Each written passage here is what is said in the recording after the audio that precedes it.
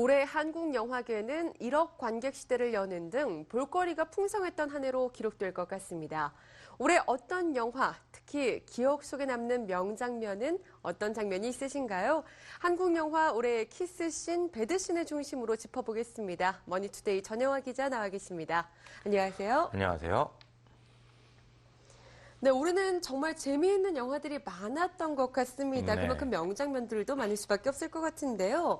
여성 팬들에겐 아무래도 키스씬이 가장 기억에 남지 않을까요? 올해는 건축학개론부터 이제 은교, 후궁, 내 안의 모든 것, 그리고 늑대소년에 이르기까지 참 많은 사랑 이야기들이 관객들의 사랑을 받았는데요. 예. 사랑 이야기가 많다는 건 아무래도 기억나는 키스씬이 많다는 뜻이기도 하겠죠.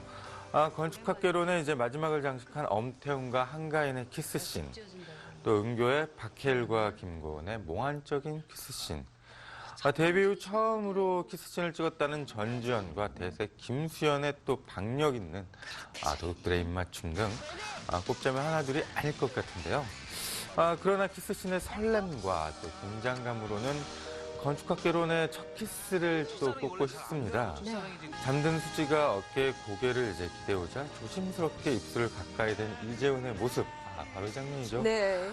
나중에 이제 수지는 그 사실을 알고 있었다고 또 밝히기도 했죠. 물론 이제 납득이 조종석은 그런 건 키스가 아니라며 어떡하지를 연발할 것 같습니다. 예, 그렇군요.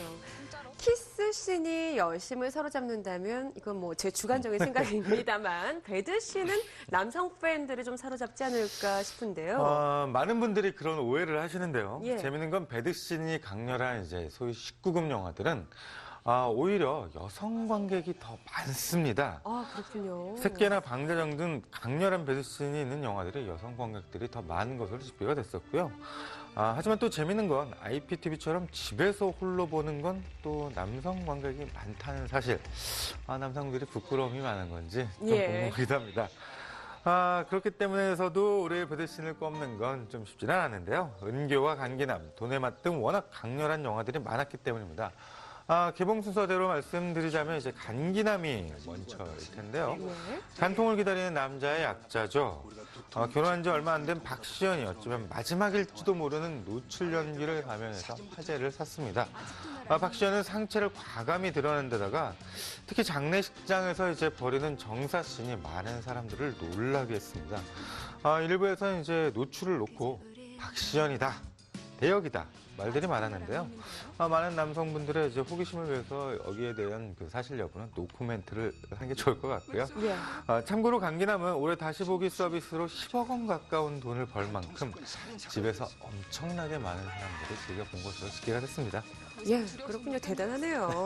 네. 저는요, 또 은교 얘기를 빼놓을 수 없을 것 같은데요. 박범신 작가의 원작을 영화로 만든 작품이잖아요. 상당히 네. 인상적이었다는 분들이 많으셨어요. 또 영화가 굉장히 아름다웠죠. 또 예. 주인공을 맡은 신의 김고은을 일약 스타로 만들었고요.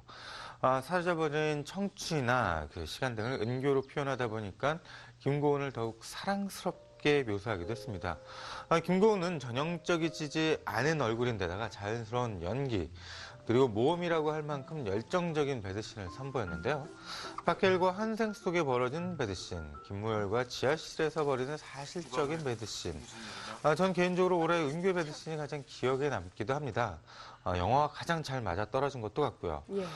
물론 돈의 맛에 윤여정 씨의 이제 배드씬도 깊은 인상을 줬는데요. 한국 영화 사상 그렇게 나이 많은 여자가 젊은 남자와 배드씬을 찍은 건 처음입니다. 그런 상황 자체가 돈의 맛이 주는 권력 관계를 상징하기도 하고요. 임상수 감독에게 이제 깐 영화제에서 만나갖고 윤여정 씨 배드씬을 왜 이렇게 길게 찍었냐고 물었었는데요. 임상수 감독은 이제 윤여정 씨가 워낙 긴장을 해서 이게 좀 대사를 해야 되는데 배드씬이 계속 이어지고 있어서 마지막에서야 대사를 해서 어쩔 수 없이 길게 찍었다라고 이야기를 하더라고요. 예, 그랬군요. 아무래도 키스씬보다는 배드씬 이야기가 좀 더 길어지고 네. 있습니다. 후궁 이야기 또 빼놓을 수 없을 것 같은데요. 조여정 씨가 출연을 했잖아요. 네. 아무래도 키스씬보다는 이 배드씬이 얽힌 이야기를 배우들이 상대적으로 좀 더 많기 마련이겠죠. 예. 후궁에서는 이제 조효정이 방자전에 이어 또 한 번 전라 연기를 펼쳤는데요. 사실 후궁은 기획부터 노출이 세다 보니까 캐스팅이 잘 안 됐었습니다. 네. 투자사에서는 마지막까지 조효정이 방자선에서 노출을 했는데 과연 또 해도 사람들이 볼 것이냐를 놓고 망설였었고요. 그런 망설임은 기후로 드러났죠. 조효정은 후궁에서 격렬한 배드신을 차례로 선보였는데요.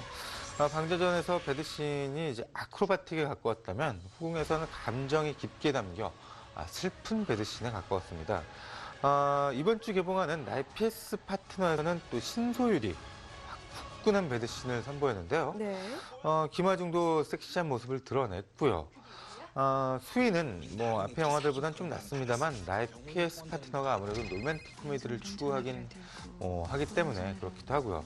하지만 많은 분들이 TV에서 보던 신소율이 얼마나 강렬한 배드신을 했는지는 궁금해하고 있습니다. 그리고 신소율 씨는 정말로 화끈하게 했습니다. 그렇군요. 네. 예, 올해 한국 영화 여배우들은 또 어찌나 이렇게 하나같이 다 다리가 아름다우신지 네. 예, 여자들의 질투를 살 수밖에 없겠죠. 올해 최고의 각선미를 꼽는다면 누굴 꼽아주시겠습니까? 사실 과연 어떤 다리가 예쁜 다리인지 네. 남자들이 보는 또 그 시선과 여자들이 예. 보는 시선이 아무래도 좀 다르다 보니까 예. 좀 애매할 것도 같은데요. 남성들은 이제 댄싱퀸의 엄정화처럼 좀 삐쩍 마르지 않고 꿀벅지에 가까운 다리를 좀 더 선호하는데요. 반면 여성들은 은교의 김고은이나 나의 PS 파트너 김하중 같은 다리를 최고로 예쁜 다리로 치는 것 같습니다. 김하중은 나의 PS 파트너에서 내내 하이 실종 패션을 고수하면서 남다른 다리 라인을 과시를 했는데요. 그래도 올해 남녀가 모두 꼽을 수 있는 최고 각선미는 도둑들의 전지현이 아닐까 싶습니다. 네, 동의합니다. 검정 에나멜 타이즈 차임으로 호텔 벽에 90도로 매달려 올라가는 그녀의 자태는 섹시하고도 강렬했습니다. 또 샤넬풍 단아한 투피스 차림에서 돋보인 다리 라인도 굉장했었죠. 예, 뭐 흠잡을 데가 없더라고요. 네. 마지막으로요, 올해 우유빛깔을 좀 뽑아주시면 좋겠습니다. 질문부터 사심이 좀 예. 느껴지기는 하는데요.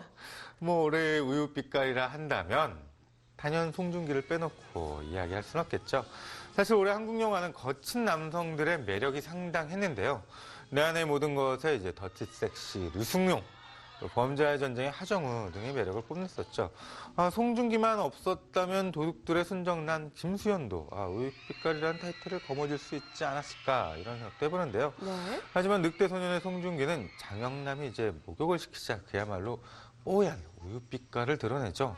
여성 관객들이라면 결코 잊을 수 없는 장면인 것도 같습니다. 네, 한국 영화 1억 관객 시대. 내년 한 해에도 뜨거운 사랑을 받는 작품들이 많이 나와서요. 또 그만큼 명장면들도 많이 탄생하길 바라겠습니다. 오늘 이야기 여기서 줄일게요. 지금까지 머니투데이 전영화 기자와 함께했습니다. 고맙습니다. 감사합니다.